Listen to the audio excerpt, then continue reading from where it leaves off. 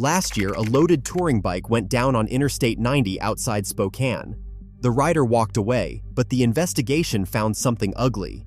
The crash was not mechanical failure or road conditions. It was a 40-pound duffel bag strapped too high and too far back.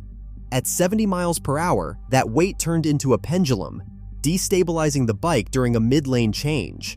One mistake in packing killed the ride and nearly killed the rider. You're about to see 12 packing mistakes that turn motorcycles into death traps. These are not opinions. They are physics, accident reports, and the hard lessons from riders who learned the expensive way. We are covering weight distribution disasters that cause high-side crashes, attachment failures that send gear flying into traffic, and accessibility mistakes that leave you stranded when emergencies hit. The worst part? Most riders make at least 3 of these mistakes on every trip. Mistake number 1 is packing heavy items high and back. This is the deadliest error on this list because it violates basic physics in the worst possible way. When you strap a heavy bag to the top of your tail rack or sissy bar, you create a pendulum effect that amplifies every movement the bike makes. At highway speeds, that pendulum does not just sway, it fights your steering inputs and destabilizes the entire chassis. The math is brutal. A 30-pound bag mounted 18 inches above your rear axle multiplies its effective weight by a factor of 3 during hard cornering or emergency maneuvers. That becomes 90 pounds of force trying to tip your bike over when you need control the most. Accident reconstruction data shows this setup is a leading factor in single-vehicle crashes on sweeping highway curves. The rider feels fine in the parking lot, hits the road, and by mile 50, the bike is wallowing and weaving. By mile 100, it is a white-knuckle fight to stay upright. The fix is simple, but non-negotiable. Heavy items go low and forward, as close to the bike's center of gravity as possible. Dense gear like tools, spare parts, and full water bottles belong in your tank bag or the bottom of your panniers, not bungeed to the top of your luggage tower. If you cannot fit it low, you do not bring it. Mistake number 2 is uneven side loading. This is the silent killer that most riders do not notice until it is too late. You pack your left pannier with tools and a full rain suit. Your right side gets clothes and a sleeping bag. It feels balanced when you are standing still, but at 65 miles per hour, that weight difference creates a constant steering pull toward the heavy side. The bike wants to drift left. You compensate by holding the bars slightly right. Your arms fatigue. Your focus splits between the road and fighting the bike. After 2 hours, you are exhausted and your reaction time is shot. That is when the real danger hits. A sudden gust of wind or an emergency lane change, and the uneven load magnifies the instability. Tank slappers and wobbles that should be minor become full-blown control loss. The rule is strict. Weigh your panniers before you leave. Use a luggage scale or a bathroom scale. Left and right should be within 10% of each other, and both should be under the manufacturer's weight rating. If one side is heavier, redistribute until they match. It takes 5 minutes and prevents hours of dangerous riding. Mistake number 3 is ignoring the 80% to 20% rule for front-to-rear weight distribution. Most riders know you should not overload the back, but they do not understand the actual numbers. Your bike's handling is designed around a specific weight balance, typically 45% at the front and 55% at the rear when loaded for touring. When you pack 80% of your gear on the tail and only 20% up front, you are turning your motorcycle into a chopper with no front-end grip. The consequences show up fast. Your front tire loses bite in corners. Braking performance drops because there is not enough weight pressing the front contact patch into the pavement. In wet conditions or on gravel, the front end wants to wash out. Physics does not forgive this mistake. The center of gravity shifts so far back that the bike becomes unpredictable and dangerous. Quick check. Do you know roughly what your front-to-rear balance looks like right now? Mistake number 4 is using cheap bungee cords instead of proper tie-downs. This is the $5 decision that leads to $2,000 crashes and potential lawsuits. Bungee cords stretch, and that stretch creates slack. At highway speeds, vibration and wind load work that slack into bounce. The bounce amplifies until the hook pops free or the cord snaps. When that happens, your gear does not just fall off, it becomes a projectile. There is a case from Arizona where a rider's duffel bag came loose at 75 miles per hour and landed in front of a following car. The car swerved, hit the median, and the driver filed a $50,000 claim against the rider's insurance. The rider's defense was simple. He used bungees because they were convenient. The insurance company paid out, then dropped his policy. One cheap shortcut destroyed his financial safety net. The fix is cam buckle straps or ratchet straps rated for at least 500 pounds of working load. These do not stretch, do not bounce, and do not fail under normal use. ROK straps with built-in stretch are acceptable if you need some give, but only if they are rated and secured properly. The rule is simple. If it costs less than $10 for a 4-pack, it does not belong on your bike. Mistake number 5 is not securing loose ends. This is the mistake that blinds other riders and causes multi-vehicle pileups. You strap your gear down, but you leave 18 inches of loose strap flapping in the wind. At 60 miles per hour, that strap whips around like a bullwhip.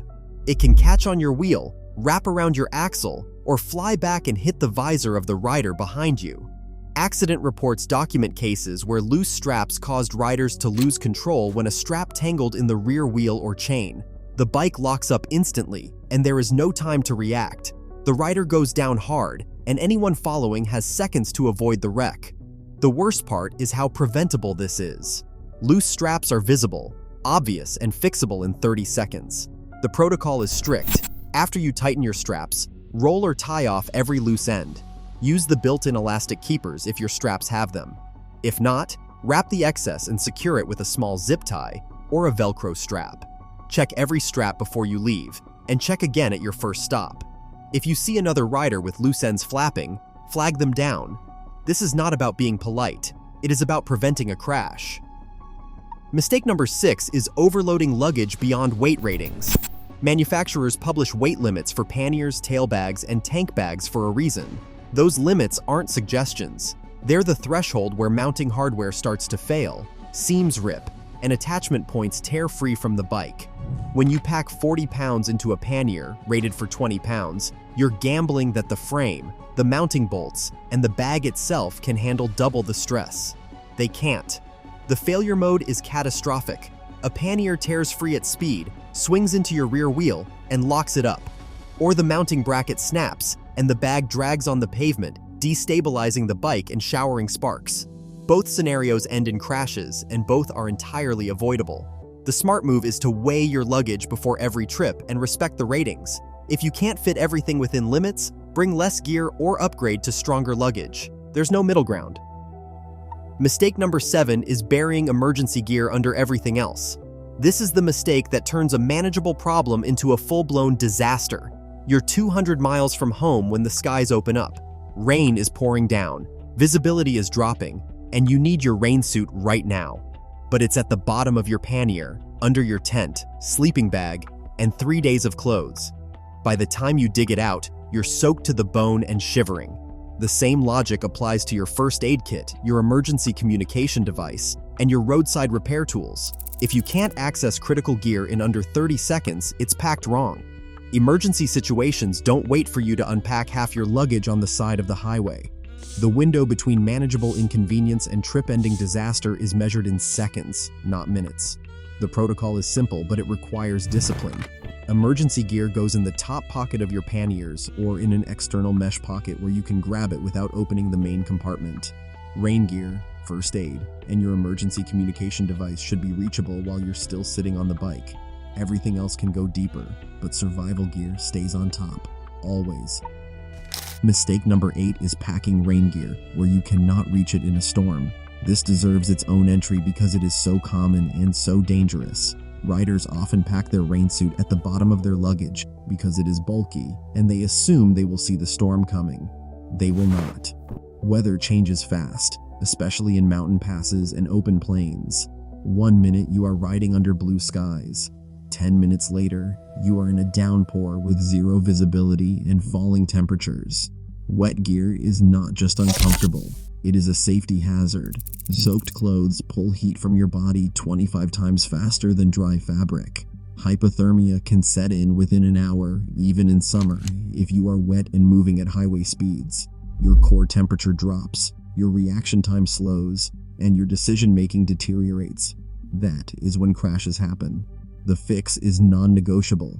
Your rain gear should live in a dedicated stuff sack strapped to the outside of your luggage or in the absolute top layer of your main bag. It should be accessible in under 15 seconds without dismounting. When you feel the first drops, pull over immediately, gear up, and get back on the road dry. Waiting to see if the rain passes is how riders end up hypothermic on the shoulder, waiting for help.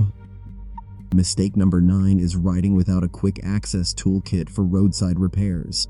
This oversight turns a loose bolt into a tow bill. Modern bikes are reliable, but they are not immune to vibration, road debris, and the occasional mechanical hiccup. A loose mirror, a rattling exhaust bracket, or a slipping chain adjuster can all be fixed in 5 minutes with the right tools. Without them, you are stuck calling for a tow or riding with a dangerous mechanical issue. The veteran solution is a small tool roll with the essentials: a multi-bit screwdriver, an adjustable wrench, Allen keys in your bike's common sizes, and a compact socket set. This kit weighs less than 2 pounds and fits in a tank bag or on the top of a pannier. Keep it accessible, not buried, because roadside repairs need to happen fast before traffic, weather, or daylight becomes a problem. Mistake number 10 is ignoring aerodynamic drag. This is the hidden killer that destroys your fuel range, destabilizes your bike, and exhausts you long before you reach your destination. When you strap a duffel bag on top of your luggage or let a sleeping bag hang off the side, you are creating a sail that catches wind at highway speeds. That drag does not just slow you down, it creates lift and side forces that make the bike harder to control. The numbers are brutal. A poorly packed bike can lose 15 to 20% of its fuel efficiency just from aerodynamic drag. On a 300-mile day, that is the difference between making it to your fuel stop and running dry 40 miles short. But the real danger is stability. Wind load on badly packed gear creates constant pressure that fights your steering inputs. Crosswinds become emergencies. Passing trucks create bow waves that shove you around the lane. After a few hours, your arms are burning from fighting the bike, and your focus is shot. The fix requires discipline. Keep your load profile as low and narrow as possible. Soft bags should be compressed and strapped tight, not bulging and flapping. Hard cases are better because they maintain a clean aerodynamic shape. If you must carry something bulky, position it behind your body where it is in your wind shadow, not sticking out to the side or mounted high where it catches full airflow. Test your setup on a highway before committing to a long trip. If the bike feels unstable above 60 miles per hour, repack until it does not. Mistake number 11 is packing sharp or hard objects near your body. This is the mistake that turns a minor crash into a severe injury. Riders strap metal toolboxes to their tail racks or stuff hard-shell electronics into their backpacks without thinking about what happens in a slide. When you go down, that hard object becomes a pressure point that concentrates impact force into a small area. Instead of sliding and dissipating energy, you take a focused hit that can crack ribs, rupture organs, or cause spinal damage. Crash data from track days and accident reports consistently show that riders with hard objects in backpacks or mounted near their body suffer more severe injuries than those without. The physics is simple. Your gear should compress and spread impact forces, not amplify them. A metal water bottle in your backpack can fracture a vertebra. A hard GPS unit mounted on your chest can crack your sternum. These are not rare freak accidents. They are predictable outcomes of bad packing decisions. The protocol is strict. Hard objects stay in your luggage, mounted to the bike's frame, not on your body. If you need tools or electronics accessible, pack them in soft cases with padding. Water bottles should be flexible plastic, not metal. Anything rigid that could contact your body in a crash needs to be relocated or padded. This includes phone mounts, action cameras, and even hard-shell eyeglass cases in jacket pockets. Your body is the last thing that should absorb impact. Don't give physics a weapon to use against you. Mistake number 12 is riding without a backup plan when primary luggage fails. This is the oversight that turns a broken strap into a trip-ending disaster. Luggage hardware fails, zippers jam, mounting brackets crack. When your primary system goes down 500 miles from home, you need a way to secure your gear and keep moving. Most riders do not carry backup straps, spare hardware, or even a roll of duct tape.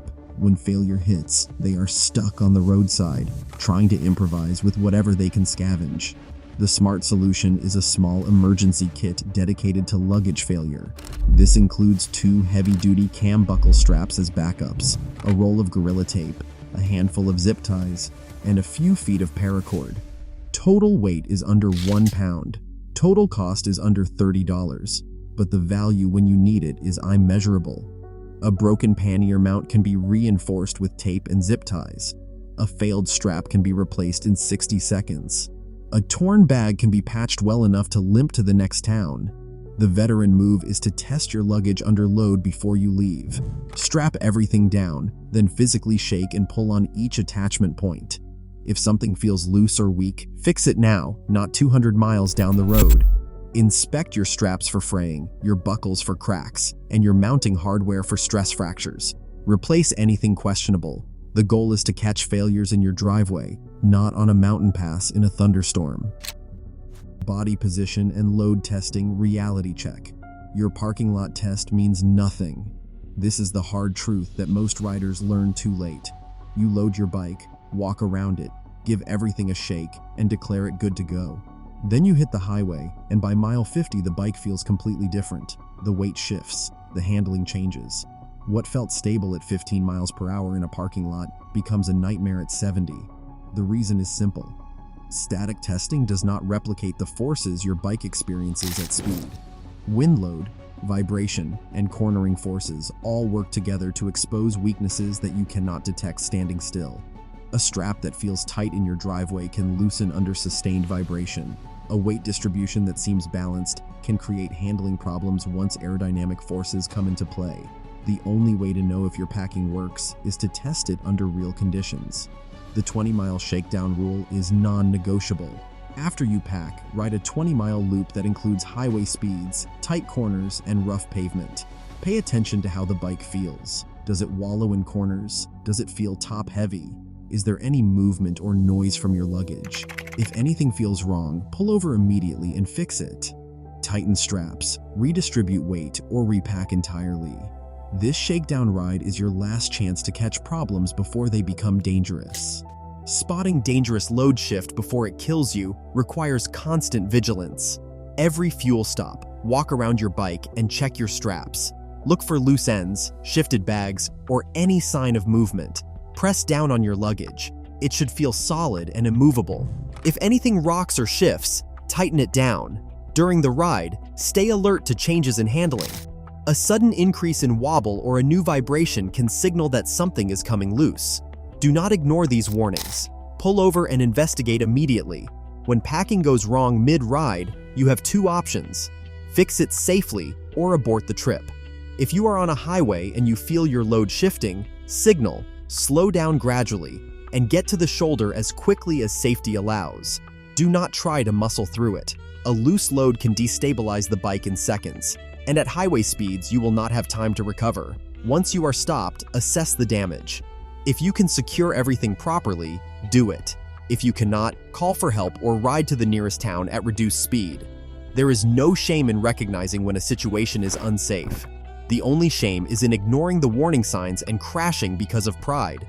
The deadliest mistake on this list is weight distribution. Pack heavy items high and back, and you are gambling with physics that never loses.